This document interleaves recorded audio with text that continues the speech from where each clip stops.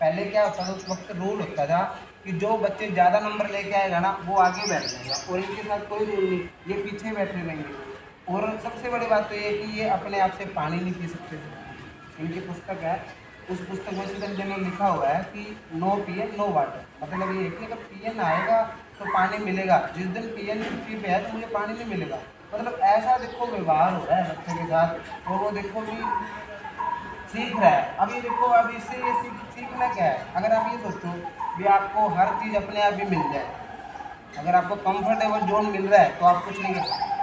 जब आपको मुसीबत मिलेगी, आपको स्ट्रगल मिलेगा, आपको सब कुछ देखने को मिलेगा, तभी आप कुछ कर सकते हो। मेरे को स्ट्रगल मिला, मेरे को मुझे भी कहीं ना कहीं ये है कि देखो मैं भी आप जैसे ही हूँ, आप जैसे ही था, पर ये है कि मुझे चीज़ों से सीखना था, कि मुझे देखना था कि जब इन्होंने अपने हृदय में परिवर्तन करके जब इतना बड़ा परिवर्तन कर दिया तो मैं क्यों नहीं कुछ कर सकता। उसी तरह आप लोगों को भी सीखना है, अपने बच्चों को भी सिखाना है। अब कोई बच्चा कोई कहता है मुझे आके कि मैं तो पढ़ा नहीं, अरे नहीं पढ़ा तो क्या हुआ, अपने बच्चों को अपने डबल पढ़ाओ।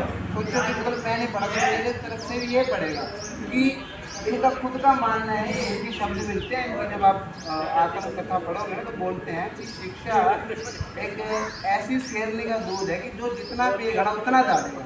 अगर मैं आज बोल रहा हूँ ना तो शिक्षा के दम पे बोल रहा हूँ, ठीक है, नहीं तो ऐसे नहीं आके भी आगे बोलने लगे, नहीं, शिक्षा की है, शिक्षा दी है, तभी मैं बोल रहा हूँ, है ना।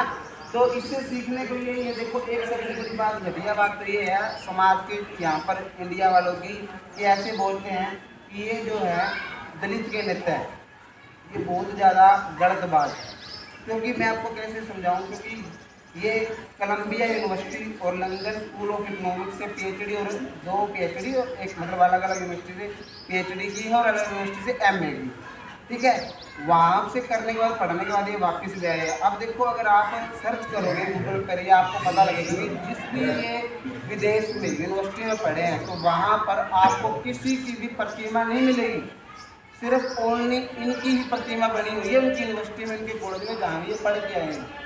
देखो, जब विदेशों जैसे देश में ये मानते हैं कि हमारा सबसे इंटेलिजेंट होनहार बच्चा अब तक का डॉक्टर भीमराव अम्बेडकर जी है, तो हम क्यों नहीं मानते। जिसकी जिस भारत के सपूत की ख्याति जब भारत विदेशों में है तो हम क्यों नहीं मानते। हम छोटी सी बात मानते हैं कि नेता हमारे हैं, इनका जितना बड़ा योगदान है ना हमारे संविधान में, हमारे समाज में, वो किसी का नहीं है। सिर्फ क्यों, इन्होंने आज देखो, अगर मान लो मैं पढ़ सकता हूँ या आपके बच्चे पढ़ सकते हैं, क्यों पढ़ सकते हैं, क्योंकि इन्होंने वो माहौल देखा है।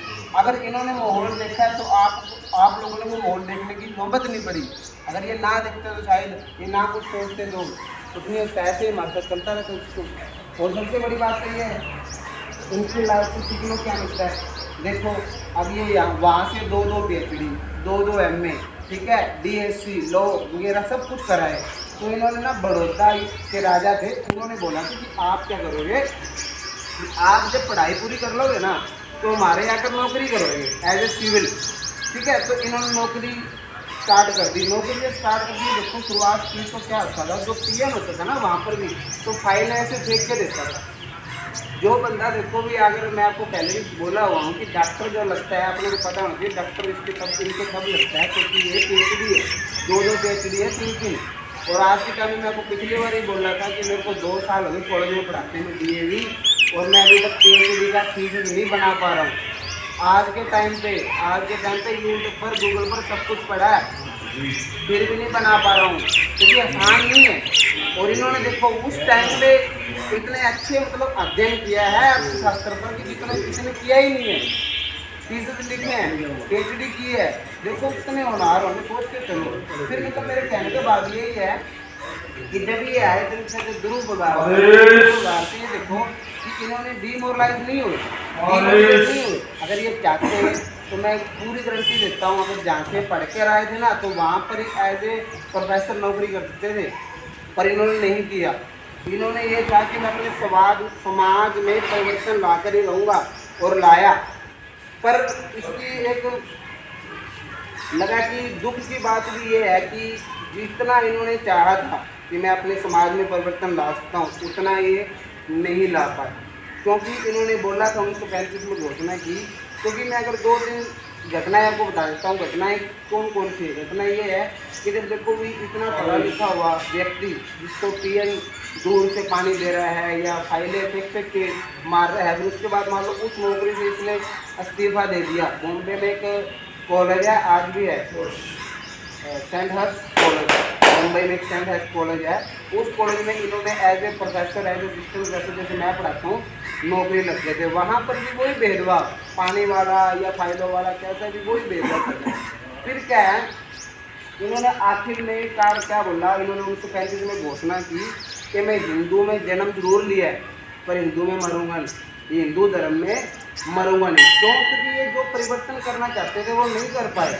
इन्होंने कानूनी के पद पर जब ये संविधान सभा बनी थी तो उससे पहले ये कानूनी पद पर थे, तो इन्होंने जवाहरलाल नेहरू के साथ मतभेद के कारण इन्होंने क्या किया था, इस्तीफा दे दिया था। क्योंकि ये चाहते थे, एक कोड था महिलाओं के लिए, जो महिला है बराबरी के दर्जा आज के महिलाओं को भी अगर आज बराबरी दर्जा मिल रहा है ना, जो अपने साथ बैठ रहे हैं, नौकरी कर रहे हैं, वो सारे इनकी देन है। इनके तो बहुत ही ज़्यादा अपने को मतलब बेनिफिट है, बहुत कुछ दे के गए हैं पर अपने को पता नहीं है। ठीक है, तो क्या है अभी जवाहरलाल नेहरू ने बोला कि बाद में वो एक्ट लेके आएंगे, उनके लड़ते या मतभेद के कारण उन्होंने कानूनी पद से इस्तीफा दे दिया। मतलब क्या है, ये बोले भी मतलब भी तुम, मैं जब कह रहा हूँ कि आप ये लेके आओ यूनिवर्सिटी, जो ये यूनिफॉर्म जो कोड है वो अब लेके आओ, पर ये नहीं लेकर आए। जवाहरलाल नेहरू उसके अंदर ज़्यादा प्रतिष्ठित थे ना, तो तब का उन कारणों की वजह से एंड फोर इन्होंने बोला था 1935 में घोषणा कर दी थी कि भाई मैं ना हिंदू धर्म में जन्म हुआ है पर मरूंगा नहीं। और जब इनको 1956 में 56 से पहले 1.5-2 साल पता लग जाता है व्यक्ति को, हर व्यक्ति को पता लगता है कि मेरा दिन नजदीक आने वाला है, तो इन्होंने बौद्ध धर्म स्वीकार कर।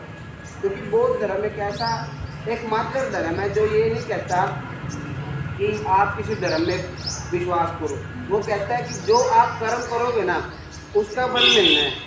सीधी सी बात ये है, अगर आप मंडी में जाओगे तो पैसे मिलेंगे, ऐसे तो है नहीं भी पूजा पाठ करते रहो और मंदिर में इधर बैठ के सब कुछ यहाँ पर आ जाए। कर्म करोगे तो वो मिलेगा। ठीक है, इनका बर्थडे मनाने का मकसद अपना यही है, जन्मोत्सव मनाने का मकसद यही होता है कि हमें सीखने को मिले और हम अपने बच्चों को ट्रेंड करें, उसमें ज्ञान दें, यही मतलब है अपना, और कोई इससे ज़्यादा मतलब नहीं है। धन्यवाद। जय भीम, जय भारत।